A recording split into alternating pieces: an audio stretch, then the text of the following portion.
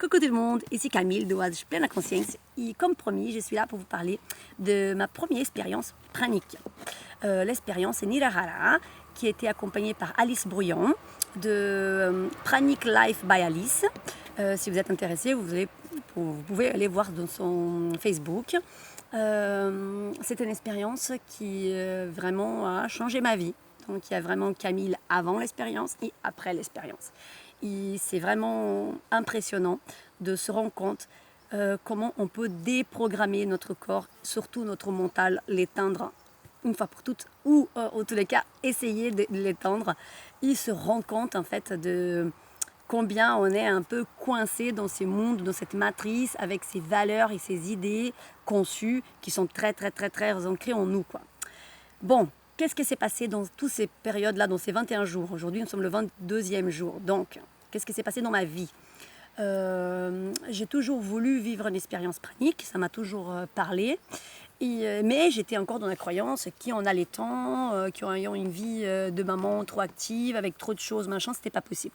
Je serais obligée d'être vraiment au calme, au repos, pouvoir vraiment prendre du temps pour moi, pouvoir méditer, X, Y, bref. Et donc, je cherchais même pas, quoi. Mais la vie m'a mis l'atelier d'Alice, enfin la conférence d'Alice, et j'ai saisi cette opportunité. Et je me suis dit, écoute Camille, on va vraiment casser toutes ces croyances-là et on va vraiment se donner à fond pour vivre ça à ton rythme et comme tu peux, sans attendre qu'est-ce qui va se passer après l'expérience. En tous les cas, on vit le moment présent en conscience. C'est là vraiment le changement de tout. C'est vivre ici, maintenant, y faire chaque chose qu'on fait dans notre vie, avoir la conscience de ce qu'on fait. Et je vois vraiment le grand pas pour moi, énergétiquement parlant, mais aussi niveau conscience en fait. J'allaite donc 3 enfants, mon bébé de 7 mois et mes jumelles, qui est une qui va venir bientôt là. Attends 5 secondes, je vais faire une petite pause. Donc voilà, je reprends et je serai peut-être obligée de faire des pauses plusieurs fois parce qu'avec 4 petits et un bébé, c'est pas toujours simple. Et ben voilà, c'est exactement ça que je voulais parler. Cette expérience avec tous ces enfants-là, je me disais que c'était pas possible parce que prendre du temps pour moi dans la journée, c'est très complexe. De pouvoir en fait, comment dire, mettre des choses en place que pour moi, ça me semblait compliqué. Mais je me suis dit que j'allais essayer quand même. Et finalement, vous voyez, j'ai pris un rythme. On a aussi des respirations à faire. Qui soit midi apprend sur internet. Et Alice nous a partagé aussi une méditation avec ses énergies, donc c'est vraiment génial. Et j'ai commencé à faire cette méditation-là le matin avant que les jumelles se réveillent, comme je pouvais, ou sinon dans la voiture en conduisant, vraiment pour apprendre en fait à mon corps à se nourrir d'autre chose que la nourriture solide. C'est quoi en fait? On change le carburant. On va en fait apprendre notre corps à chercher le prana, non pas dans l'aliment, mais dans l'air. Parce qu'il faut dire que nous sommes tous praniques, hein, à degrés différents, parce que dans tout l'aliment contient du prana. Parce que le prana, c'est quoi? C'est de l'énergie. Bah, bien entendu, hein, si on va manger des trucs super industriels, super pas bons et tout, bah, le prana là-dedans, voilà. Mais plus on se nourrit des fruits et légumes frais, bio, et plus cet aliment-là, il va être riche en énergie il va contenir de prana. Donc. Dans ma vie, tous les jours, je mange beaucoup de fruits et des légumes crus. Donc, si vous voulez, j'étais déjà dans cette démarche-là. Mais là, je voulais vraiment voir comment serait possible de changer sans avoir besoin de manger. Donc, on a le droit de boire, mais non pas manger. Les gens me disent « Ah ouais, mais c'est pareil Camille, bah, tu manges quand même des calories. » Attention, quand je vous dis boire, je faisais un smoothie le matin de banane, lait de riz ou je sais pas quoi, ou sinon un jus de légumes, ou un jus d'orange par exemple, ou un gazpacho de tomates. Mais tout ça, ça me tenait la journée en fait. J'ai buvé en plusieurs quantités, plusieurs, un petit peu, partagées en fait, si vous voulez. Un petit peu, en plus de l'eau et de la tisane. Et je me suis rendu compte qu'au fur et à mesure du temps, j'avais de moins en moins besoin de boire et que j'avais de plus en plus de l'énergie, que je dormais de moins en moins. Bon, je dors déjà pas beaucoup, mais là, je dormais encore moins et j'avais toujours la patate. En plus de ça, je me rends compte qu'énergétiquement parlant, j'arrive à rester dans une énergie positive très haute beaucoup plus facilement. Donc je me dis, ah ouais, quand même, il y a une grosse différence entre manger, donc croquer, mâcher et boire. Et c'est différent, ce n'est pas le jeûne. Ça veut dire qu'on ne prive pas notre corps de quelque chose. On va apprendre à notre corps à changer des carburants. Donc, on va être vraiment en conscience de chaque chose qu'on fait. Et on va aussi voir comment c'est possible. Parce qu'en fait, je n'ai pas beaucoup perdu de poids, en fait. Hein. J'ai commencé l'expérience à 54 kilos.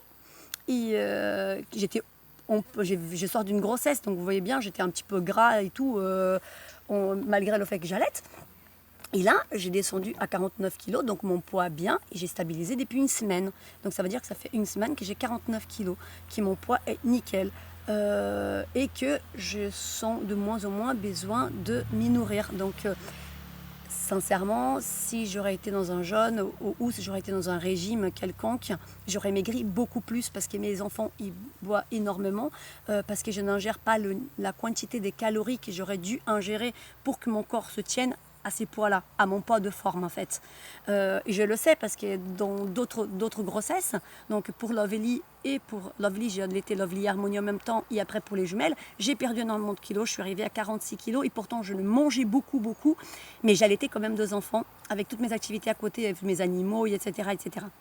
Et cette fois-ci, en buvant seulement, très peu de calories, parce que finalement, des jus de fruits, de légumes ou un smoothie, c'est pas ça qui a de la calorie suffisante dans la croyance que j'avais avant. C'était pas suffisant pour me tenir dans un poids stable, en fait. Ils n'ont pas continué à perdre, quoi. Et donc là, je me dis, ok, vous voyez, là, je suis l'expérience vivante qu'on peut très bien y arriver. Ça veut dire, non, on n'est pas obligé de manger tant de calories pour avoir une vie active, avoir de la patate et pour ne pas devenir un squelette. On peut très bien réussir à faire plein de choses qu'on a décidé de le faire parce que notre cerveau, en fait, c'est lui qui commande. Enfin, ce n'est pas le mental, c'est vraiment notre envie, ce qui nous fait vraiment vibrer, qui nourrit notre cœur, en fait. Et c'est là que je veux venir en fait, parce que je me rends compte que depuis que cette aventure a commencé, beaucoup de choses ont changé dans notre vie. Donc ça y est, là on a signé une offre pour l'achat de notre maison. Donc là on est en recherche active de notre terrain au Portugal, qu'on va mettre en place vraiment pour créer ces lieux, et que je me rends compte d'aujourd'hui que ça va être aussi un lieu pour aider les gens à sortir de leurs croyances et de leur quotidien dans cette matrice qui nous limite en fait. Je veux vraiment qu'on puisse tous libérer notre plan potentiel. Et on a un plan potentiel qui est énorme et on s'y limite avec des croyances et avec de pensées limitantes en fait. Et la nourriture, c'est quelque chose que, même si on n'a pas un apport avec la nourriture très important comme moi je n'étais pas super attachée à la nourriture de base, mais on se rend compte qu'en travaillant sur nous, on travaille aussi sur toute notre famille, sur notre lignée et à un niveau planétaire. Mais on se rend compte quand même que la nourriture, pour beaucoup de personnes en tous les cas, c'est un agent étouffeur d'émotions. Quelque chose qui nous reconforte, quelque chose qui est là pour nous ramener. Dès qu'on a un petit problème, on va se jeter sur la nourriture pour pouvoir en fait nourrir notre petit ego qui ne veut pas exactement qu'on résoudre les vrais problèmes, quoi. Et c'est là qui est vraiment sympa dans cette expérience, parce qu'on regarde ça, on voit l'apport en fait qu'on a nous avec l'aliment, mais aussi toutes les personnes autour de moi, parce que j'ai remarqué même mes enfants ont eu de réactions qui ont été vraiment interpellantes en fait, de se nourrir à outrance comme s'ils manquaient de nourriture, ou fait des crises de stérie parce qu'il n'y en avait plus ce qu'ils voulaient manger. Je me suis dit waouh, mais ça craint quoi, mais qu'est-ce que ça cache derrière tout ça en fait? Qu'est-ce qu'ils sentent vraiment? Pourquoi ça sort ça maintenant avec la nourriture? Est-ce que c'est vraiment la nourriture le problème? Ou est-ce que c'est quelque chose qui est derrière, qui ne nous ose pas exprimer tout simplement? Et cette expérience-là m'a fait remarquer ça. Et c'est vraiment génial de pouvoir avoir ces déclics-là et dire oui. Je ne suis pas en train de dire que plus jamais dans ma vie je mangerai un aliment solide, tout ça. parce que je ne mets aucune barrière. Si demain j'ai envie, par exemple, ma fille aujourd'hui, elle a fait une magnifique salade de fruits parce qu'elle voulait absolument que je mange, parce que pour elle, c'était l'expérience est finie hier, donc à partir d'aujourd'hui, tu as le droit de manger. Mais je lui dis, mon cœur, je n'ai pas forcément envie. Mais est-ce que tu peux me faire un jus de fruits? Donc elle m'a fait un jus d'orange que j'ai bu, elle était heureuse. Mais je m'interdis rien. Si demain j'ai envie de manger, je sais pas moi, une part de pizza, bah, j'y remangerai. Si j'ai envie demain de partager un moment avec mes amis, y manger quelque chose, je ne me mets pas des limites, je ne me pose rien du tout. Par contre, je mangerai en conscience de ce que j'ai fait. Et donc je ne me pose pas de « Ah non, non, est-ce que je vais manger? Je m'en fous, qu'est-ce qui va se passer demain? Je vis là, maintenant, aujourd'hui. » La Camille, aujourd'hui, bah, je n'ai pas forcément eu besoin de manger cette salade de fruits que ma fille a fait, même si elle était très belle, très jolie, qui j'adore les fruits. Elle m'a fait un jus qui m'a fait autant de plaisir, et ça l'a fait de plaisir aussi. Donc ça l'a fait aussi, elle, avoir conscience que finalement, on peut aussi avoir plaisir et faire plaisir aux autres, non pas forcément avec ceux qu'on avait besoin... avec ceux qu'on avait l'habitude avant en fait. Donc voilà, et donc on peut aussi avoir plaisir de faire à manger aux autres. Ce week-end on a eu des stages ici, j'ai fait à manger pour plusieurs personnes, pour une quinzaine de personnes, avec ma famille inclus. Et j'ai fait des grosses salades, chose que j'adore, et je le fais, et j'étais tellement heureuse de le faire qu'il ne pas avoir goûté, ce n'est pas été vécu comme une frustration pour moi. Parce que bah, mon corps il était nourri déjà, il était nourri par cette joie, par cet amour. Et donc aujourd'hui là, oula, je parle mal. Aujourd'hui, je suis là pour vous dire une chose. Connectez-vous avec tout ce que vous fait plaisir, tout ça qui vous donne de la joie de vivre, parce que c'est ça qui vous nourrit vraiment. Effectivement, il y a des gens qui vont me dire « Ah oui, mais non, moi je peux pas, je suis trop gourmande. » Mais vous êtes sûrement gourmand d'autres choses aussi dans votre vie.